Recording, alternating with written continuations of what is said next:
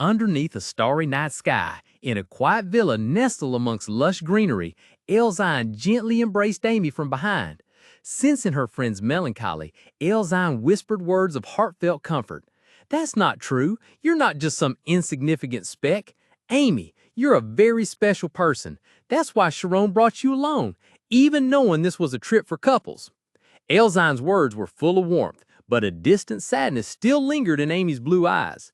Meanwhile, in a bustling plaza illuminated by countless twinkling lanterns, a tense confrontation was unfolding.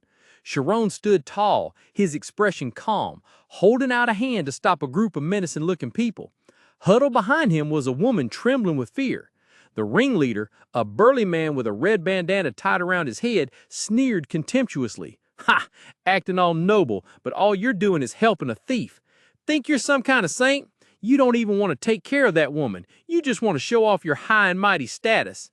Faced with the insults and the hostile gazes of the crowd, Shirone merely tilted his head slightly, his blue eyes unwavering. That's a strange thing to say. Shirone's eyes flashed with a glacial blue light, his voice even as it echoed in the tense atmosphere. "Isn't it better to appear arrogant than to do wrong?" His words were like fuel to the fire. The leader, his face contorted with rage, ground his teeth. "You little brat, what are y'all standing around for? Deal with him." Hearing the order, the henchmen immediately sprang into action. The rasping sound of metal filled the air as they simultaneously drew their swords. The sharp blades gleamed under the streetlights, causing a nearby civilian couple to scream in terror. Amidst the chaos, Shirone moved with lightning speed. One thug was kicked flying before he even realized what was happening. The remaining men cautiously backed away, forming a circle around him, swords pointed at him from all sides. But the blonde-haired boy stood tall, his expression unwavering in the deserted night street. In that moment, he noticed that the girl these men were targeting had taken the opportunity to flee. Shirone's gaze followed her retreating back as she disappeared into the darkness of the alleyway, a bitter understanding dawning in his eyes. So that's how it is. In the all-encompassing darkness, Shirone recalled Iruki's condescending words, his cold voice echoing, "You shouldn't preach about life when you don't even have the skills to prove it." In response to the mockery, an ominous dark-red energy surged from the abyss. Arcane's authoritative voice boomed, "That's precisely why I can do such a thing. This is judgment." Below, in a dilapidated alley, the thug with unwavering eyes gripped his sword hilt tightly, the sharp blade flashing a cold light. Surrounded by others who had also drawn their swords, they were ready to hack Shirone to pieces. Suddenly, an immense magical pressure enveloped the space.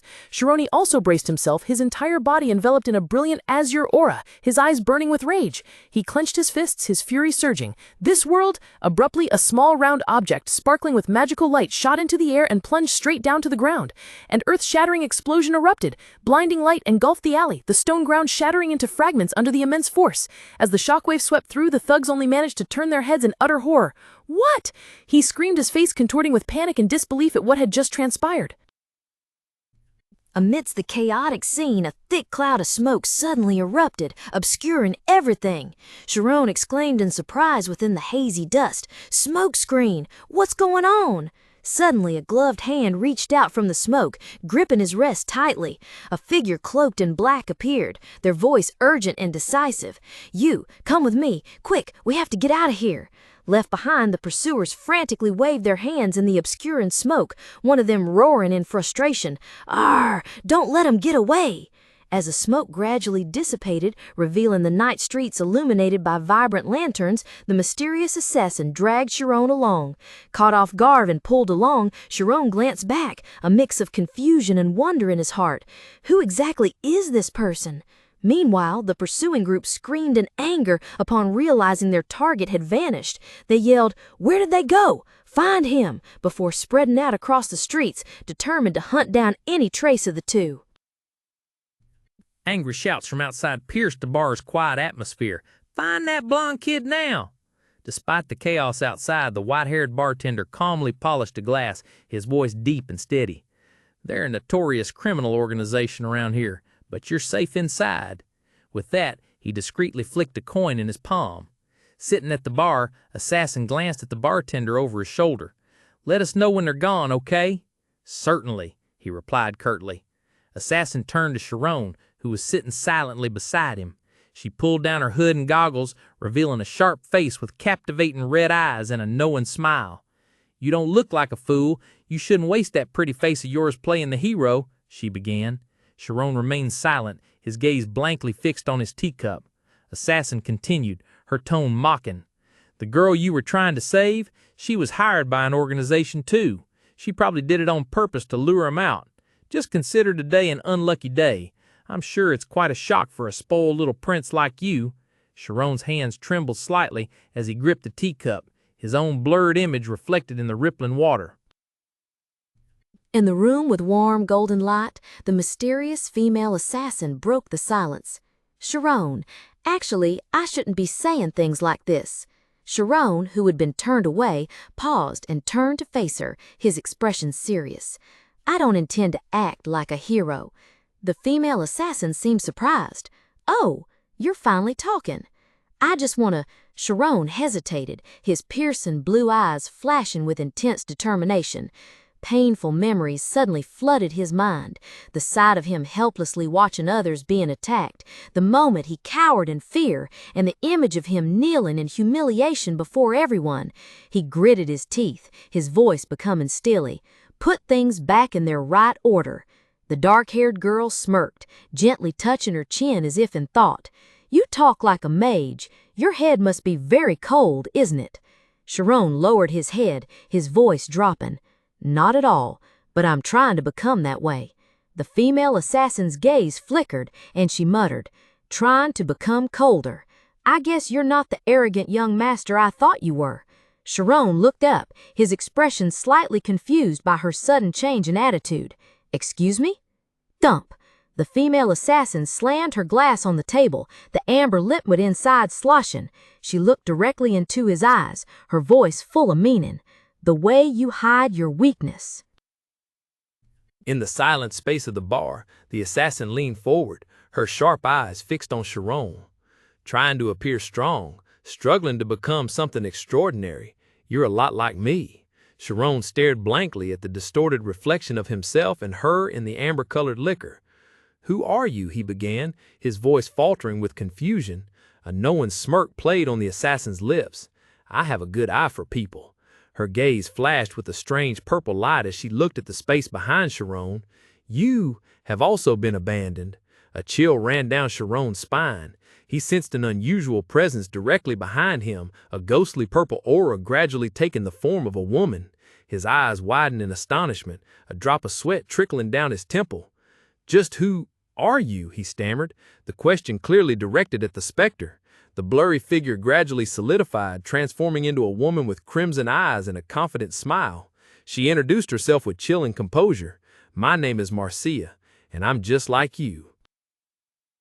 In the quiet space of the tavern, the warm yellow light cast down by the slowly rotating ceiling fan, Marcia suddenly broke the silence. "You know what?" Her voice rang out, distant and cold.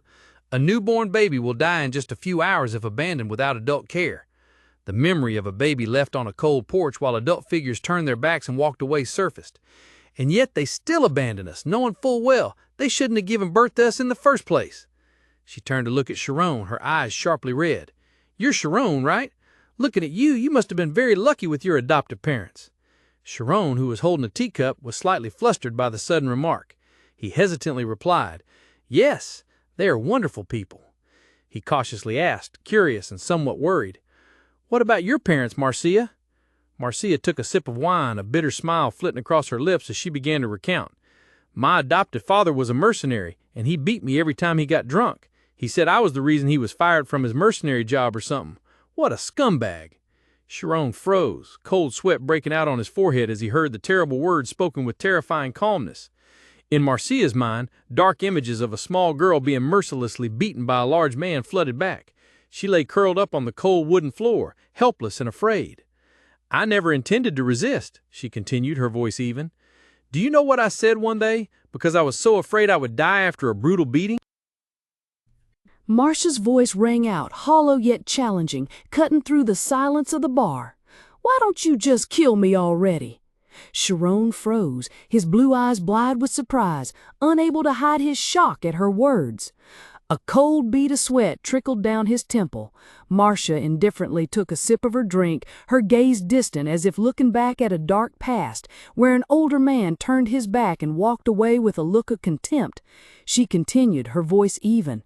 "After that, he left with a disgusted expression, so I kept using that phrase. It was wonderful, like a spell to ward off the beatings.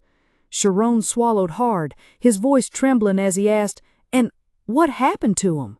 Marcia ignored the question. She raised her glass, the amber liquid inside swirling. "How old are you?" Shirone replied, his voice still shaking, "I'm 17. Marcia gently swirled the glass, creating a small vortex like a rose blooming in the amber liquid. Her eyes became sharp, pinning Shirone in place. "So what would you do if 2 years ago, when you were 15, you found out your foster father was not just a scumbag, but a monster in human skin?" With that, she calmly took a sip of her drink, a faint and cold smile flickering on her lips, leaving Shirone stunned by the question that spiraled deep into his heart. The sudden question stunned Shirone, cold sweat trickling down his temples. If it were you, what would you do? Shirone's eyes were glued to the amber-colored liquid in the glass before him, the contents beginning to swirl into a dark vortex. His blue eyes widened, reflecting a scene gradually materializing from within his memory. A chaotic whirlwind of magic and distorted images flashed through his mind, then gradually subsided. From the dense darkness, Marcia's back appeared. She stood there amidst a pool of blood spreading across the cold stone floor, a corpse at her feet. Her hand gripped the hilt of a dagger, the sharp blade still dripping with fresh blood. Suddenly, her fingers loosened. The knife slipped from her hand, fallen to the stone floor with a cold clink, echoing in the silent space. Without a word of farewell, Marcia silently turned her back on the horrific scene, walking towards the brightly lit archway at the end of the corridor, her figure shrinking and then dissolving into the blinding light. The scene vanished. The reflection in the teacup revealed a Shirone with a pensive expression, his hands trembling slightly, causing the porcelain cup to make a soft clicking sound. Marcia spoke thoughtfully, her sharp red eyes seeming to penetrate the soul of the person she was addressing. If I had been raised by someone like that, would I have become the person I am today? I can't just use my own thoughts and values to judge this person's life. Shirone remained silent, head bowed, his messy blonde hair obscuring his burdened expression. Marcia gently swirled the wine in her glass, the amber liquid shimmering under the dim light. "I know this is a difficult question," she said, a mysterious smile fleeting across her lips, "but that's the way the world is. Even your desire to fix things is based entirely on your own perspective. And from the perspective of different individuals, right and wrong are nothing more than illusions. For example, using magic on the streets is wrong." Her words were like sharp fragments of memory cutting into Shirone's mind. Images of him using his power, the battles, the hasty decisions, it all flashed back, making him dizzy. Shirone's delicate face paled and he looked up, his bright blue eyes showing confusion and despair. I realize I haven't thought things through. So what should I do?" A drop of sweat trickled down Shirone's temple. Marcia leaned forward, her voice captivating and powerful. "You want to know, don't you, how you can..." Her red eyes gleamed with confidence as she spoke. "Change the world?" Meanwhile, the atmosphere in the kitchen was completely different. Ron paced back and forth anxiously, sweat trickling down his forehead, his face clearly showing impatience. "Shirone isn't back yet? But I'm so hungry," he shouted. Elzine, in a blue apron, was trying to restrain her friend, snapping irritably, "Shut up!" Amy, also wearing an apron, just silently turned away, her face revealing her annoyance at their noise. She stood alone by the window, sighing mournfully as she heard Ron whine from being hit painfully by Elzine. "Ouch! Don't hit me!" Concern for her friend was evident on Amy's face, completely ignoring the meaningless argument behind her. Suddenly, the doorbell rang. Ding dong! Cutting off all sound. All three of them froze, simultaneously turning their eyes towards the front door. "She's back!" Elzine exclaimed happily. At that very moment, Amy's eyes lit up. Without a moment's hesitation, she dashed towards the door, her long dress fluttering with each step, leaving Ryan and Elzine astonished behind. She hurriedly grabbed the golden doorknob, using all her strength to swing the door open wide. Her face shone with joy and utter relief as she exclaimed, her voice choked with emotion, "You really are!" The bright light behind her seemed unable to dispel the bewilderment engulfing Amy Carmus. Her emerald eyes widened, pupils contracted in utter astonishment. Her fiery red hair was tied up neatly, but a few stray strands falling across her forehead only accentuated the surprise on her delicate face. Right in front of her on the cold stone tiles, a familiar figure had unexpectedly appeared. The boy with messy brown hair and simple, somewhat worn clothes was looking up at her. A wide grin, both innocent and mischievous, was plastered across his face. His eyes were wide too, mirroring her own surprise. It was Giss, looking hesitant, before uttering a tentative greeting, breaking the tense atmosphere. "Hello?"